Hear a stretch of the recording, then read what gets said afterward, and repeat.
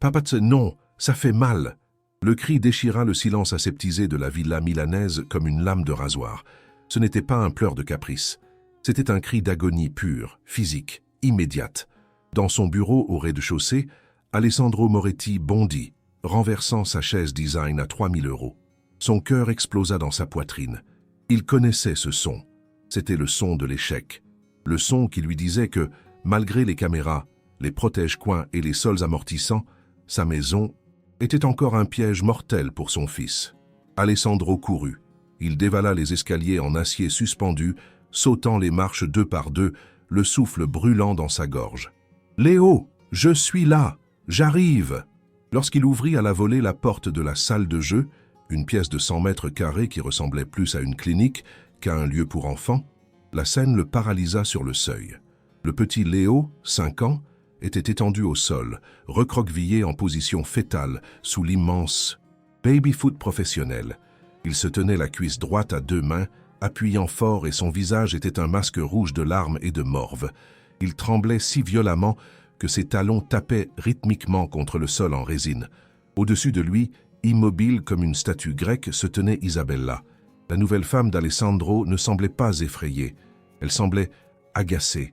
Elle se tenait debout, les bras croisés sur sa poitrine tonique, regardant l'enfant se tordre avec une expression de sévère désapprobation. « Isabella, qu'est-ce qu'il s'est passé? Pourquoi tu ne l'aides pas ?» hurla Alessandro en se jetant à genoux près de son fils. « J'ai essayé de l'aider, Alessandro, » répondit-elle, la voix glaciale et contrôlée. Mais il continue de faire des scènes hystériques. Il a trébuché encore. Il courait comme un fou autour de la table et il a foncé dans la barre du gardien. Il est maladroit. Je te l'ai dit 1000 fois. Il a de graves problèmes de coordination. Motrice. Alessandro ne l'écoutait pas. Ses mains tremblantes essayèrent d'écarter celles, petites et serrées, de Léo. « Fais voir, champion. Fais voir où tu as cogné. Papa doit voir. » Léo hurla encore plus fort quand son père effleura la zone touchée. « Non, ça brûle, c'est dur, c'est dur !» Avec une délicatesse infinie, Alessandro réussit à remonter le pantalon de survêtement gris. Et ce qu'il vit lui glaça le sang dans les veines. Ce n'était pas un bleu, c'était un massacre sous-cutané. Sur la cuisse blanche de l'enfant, il y avait un hématome énorme, gros comme une orange. Mais ce n'était pas un bleu normal dû à un choc. Le centre était noir, noir comme du pétrole, entouré d'un anneau violacé puis d'un rouge feu. La peau était déjà gonflée, tendue, luisante. Mais le plus terrifiant était la forme. Il y avait une marque circulaire parfaite, imprimée dans la chair comme si elle avait été marquée au fer rouge ou frappée par une balle en caoutchouc tirée à bout portant. Alessandro leva les yeux vers Isabella, les yeux écarquillés d'horreur. « Isabella, regarde ça. Regarde la couleur, c'est noir. Comment un enfant peut se faire ça en cognant contre une barre de métal immobile? On dirait qu'il a été frappé avec une batte de baseball. » Isabella ne s'y pas. Elle se pencha, observa le bleu avec un détachement clinique et soupira. « Alessandro, arrête de dramatiser. La barre est en acier plein. Il courait vite. Masse fois accélération. C'est de la physique. Il a frappé. L'extrémité de la barre. La peau des enfants est fine, elle marque tout de suite. S'il arrêtait de courir comme un animal sauvage, ça n'arriverait pas. » Alessandro regarda le baby-foot. Les barres. Elles avaient des poignées en caoutchouc. Mais les barres ont des protections. Isabella haussa le ton, montrant pour la première fois un signe d'impatience. Il est passé par-dessous, Alessandro. Il a frappé le joueur. Les pieds du joueur sont en plastique dur. Pourquoi cherches-tu toujours à blâmer les objets? Ton fils est maladroit. Point barre. Emmène le maître de la glace et arrête de me regarder comme si je l'avais poussé. Alessandro, vaincu par la logique agressive de sa femme et par les pleurs de son fils, prit Léo dans ses bras. L'enfant cacha son visage dans le cou de son père, sanglotant « Pardon, pardon » comme si c'était sa faute, comme si se faire massacrer était un péché à expier. Alors qu'Alessandro emmenait l'enfant, Sofia, la gouvernante, entra dans la pièce avec la trousse de premier secours. Elle avait tout entendu. Elle avait vu le bleu noir. Et son estomac s'était noué. Sofia resta seule dans la salle de jeu. Le silence revint, lourd et accusateur. Sofia s'approcha du baby-foot. C'était un modèle coûteux, lourd. Isabella avait dit que Léo avait frappé le joueur. Sofia regarda les rangées de bonshommes rouges et bleus. Ils ressemblaient à d'inoffensifs petits soldats en plastique. Elle tendit sa main ridée et toucha le gardien de l'équipe rouge, celui le plus proche du coin où Léo était tombé. Elle le fit tourner. D'habitude, les bonshommes de baby-foot sont légers. Ils font un bruit sec, tac-tac, quand ils tournent, et s'arrêtent tout de suite. Mais ce bonhomme fit un bruit différent. Whoosh! Il tourna avec une vitesse et une inertie effrayantes. Il fit 3 tours complets avant de s'arrêter. Et quand il s'arrêta, il oscilla lourdement vers le bas, comme si ses pieds étaient une ancre. Sophia fronça les sourcils. Elle toqua sur la tête du bonhomme avec son ongle. Ça ne sonnait pas comme du plastique creux. Ça sonnait plein, dense. Elle saisit le bonhomme et essaya de le secouer. Il était froid. Et il pesait. Il pesait beaucoup plus lourd que les autres. Sophia sentit un frisson de terreur pure monter de ses doigts jusqu'à son cœur. Elle regarda l'hématome mental qu'elle avait imprimé dans sa mémoire, ce cercle noir sur la jambe de Léo. Puis, elle regarda la tête ronde et dure du joueur rouge. Les dimensions coïncidaient parfaitement. Isabella avait dit « c'est de la physique, masse fois accélération ». Sophia comprit à cet instant, avec une clarté qui lui donna la nausée, que l'accélération n'avait pas été celle de la course de Léo. L'accélération avait été donnée par une main adulte qui avait fait tourner cette barre avec violence. Et la masse n'était pas du plastique. Il y avait quelque chose à l'intérieur de ce jouet, quelque chose de lourd, dur et mortel qui avait transformé un jeu en marteau caché. Sophia regarda autour d'elle furtivement. Elle ne pouvait pas le démonter maintenant. Isabella reviendrait vérifier. Mais ce soir, pendant que le monstre dormirait dans le lit d'Alessandro, Sophia découvrirait ce qui rendait ce petit homme de plastique si lourd. Et si elle trouvait ce qu'elle craignait, cette villa design deviendrait une scène de crime. Vous avez entendu le bruit de ce jouet. Whoosh, ce n'est pas normal.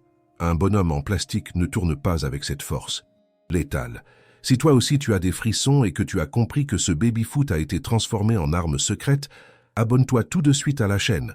Tu ne peux pas rater le moment où Sophia va ouvrir le jouet pour trouver le plomb. Laisse un like pour protéger Léo et écris dans les commentaires « Démonte le jeu, Sophia ».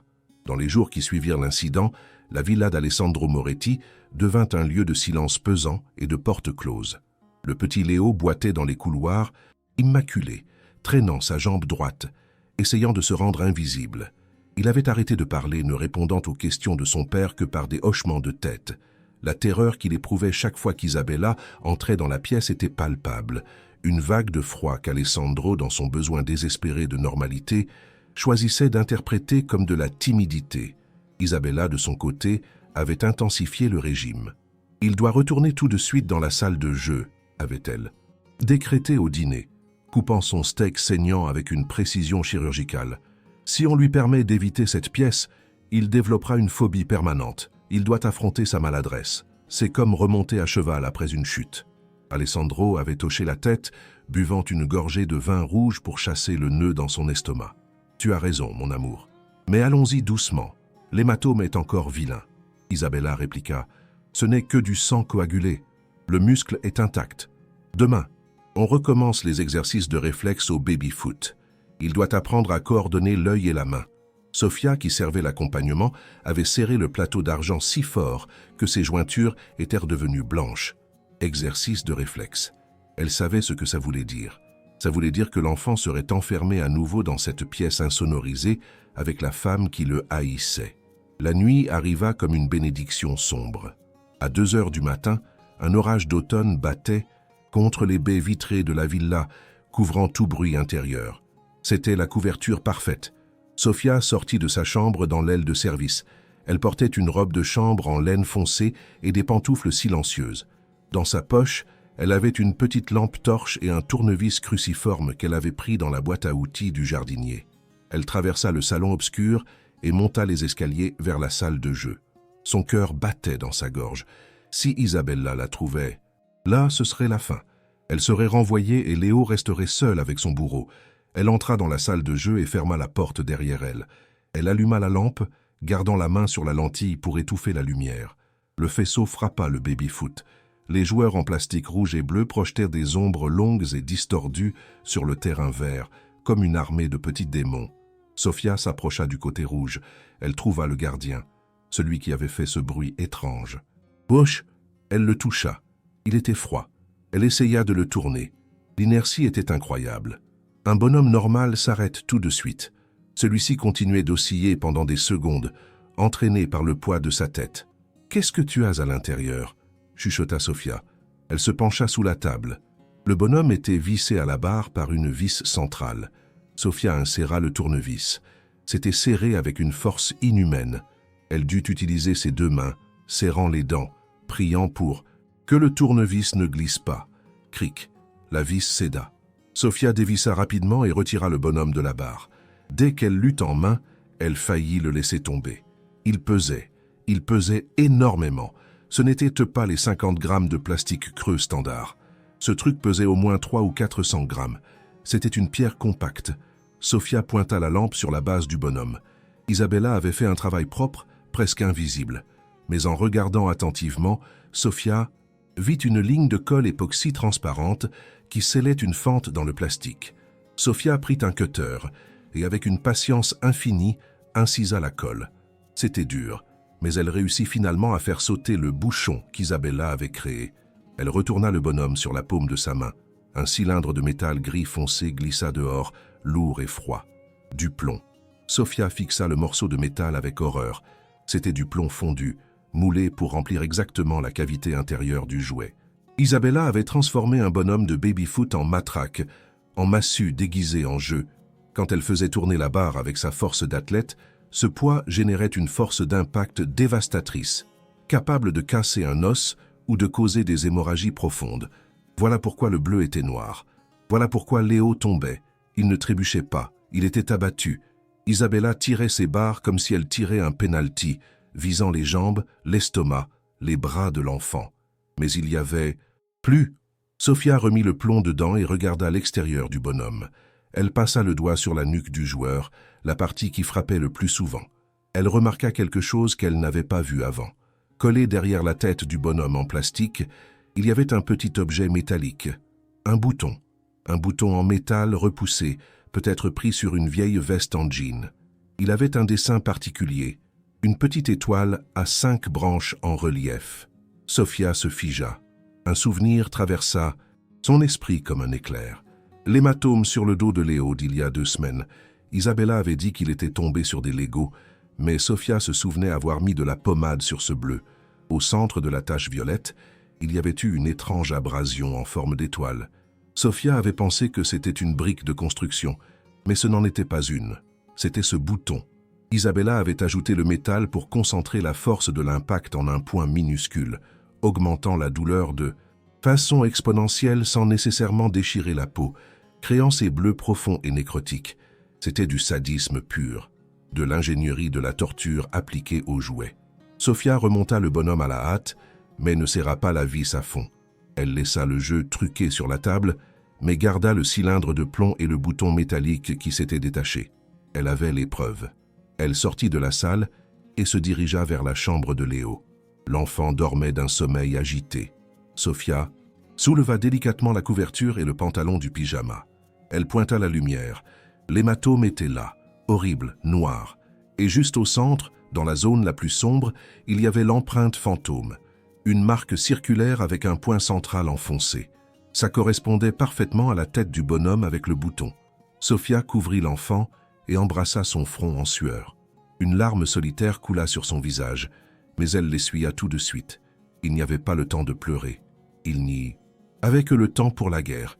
Elle retourna dans sa chambre et cacha le plomb et le bouton sous son lit.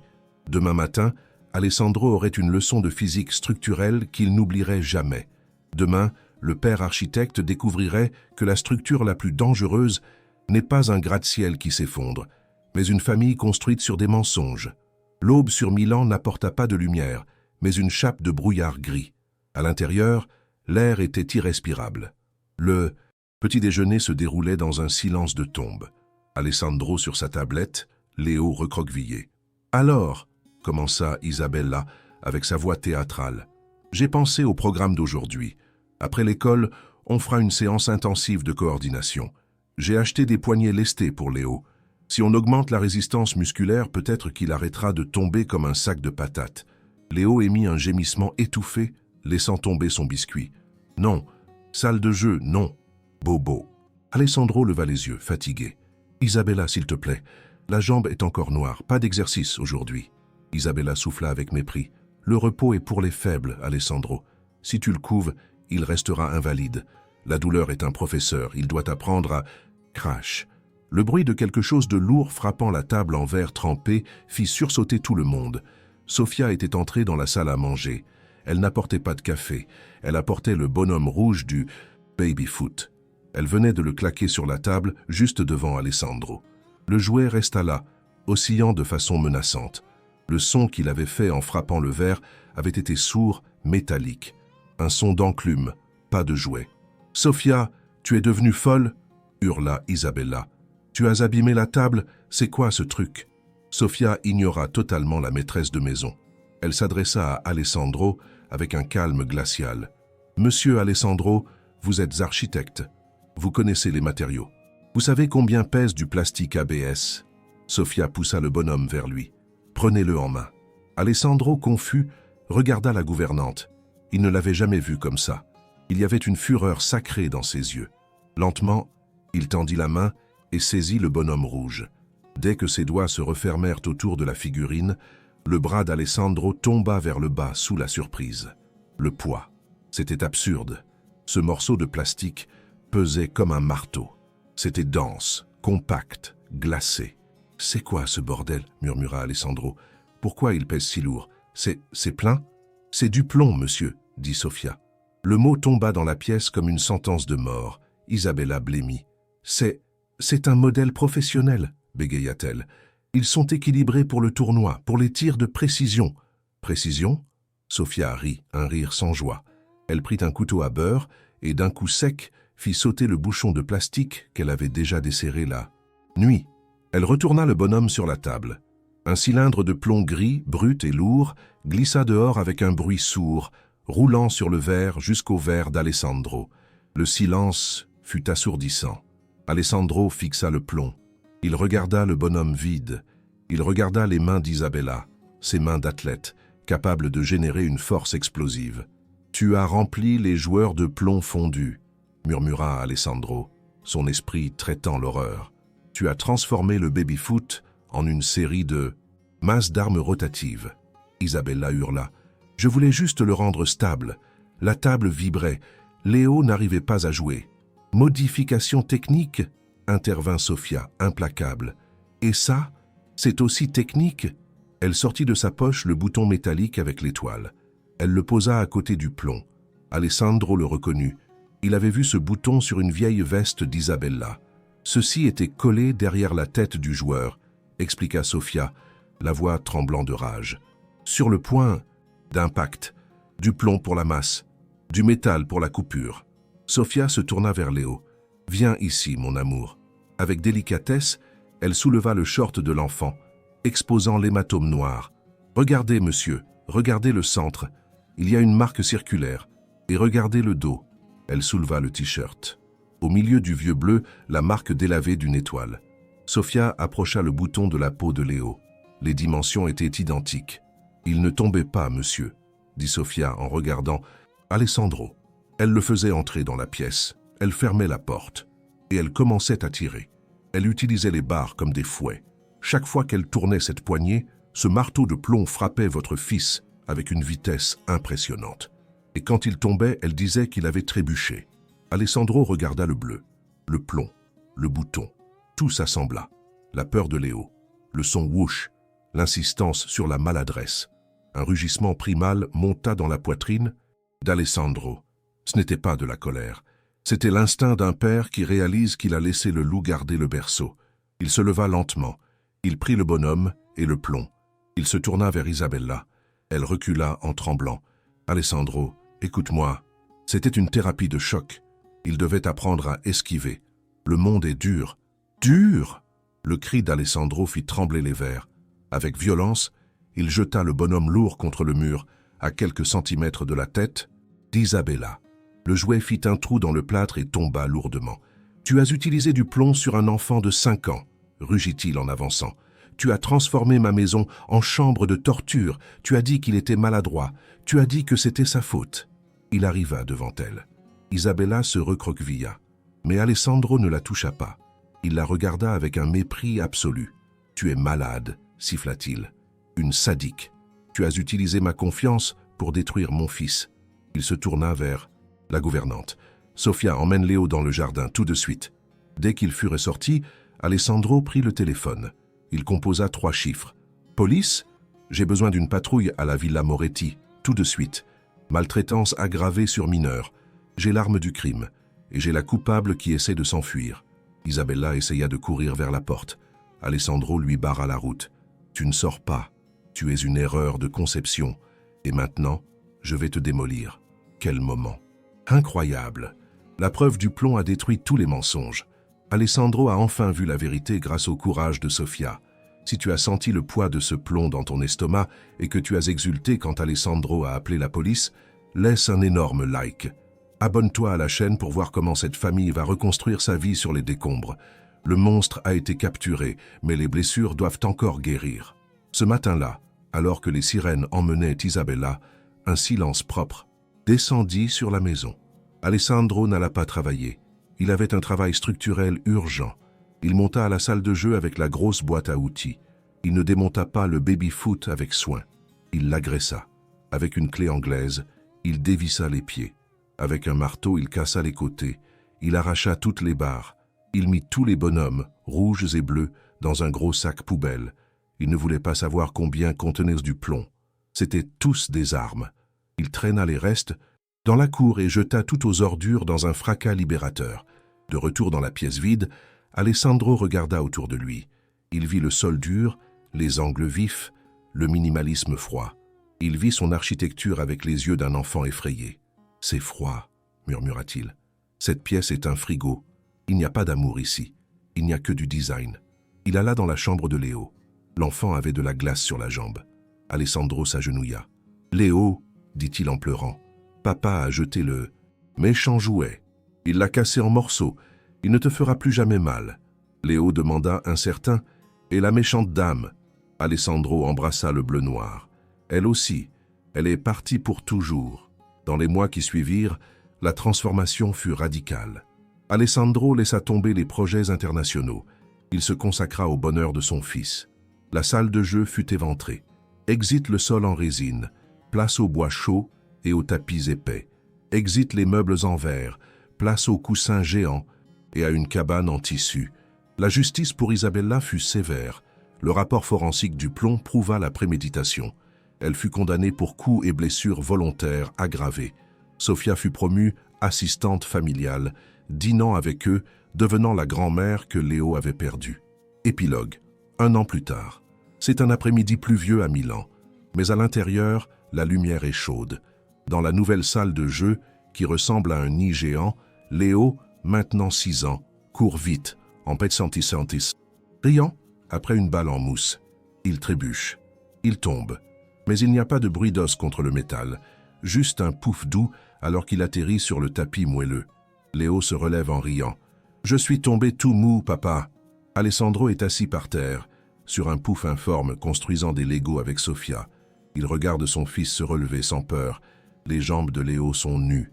La peau est blanche, lisse, parfaite. Aucune marque noire, aucune étoile marquée dans la chair. Tu es tombé tout mou, champion, répond Alessandro en souriant. Ici, on tombe toujours tout mou.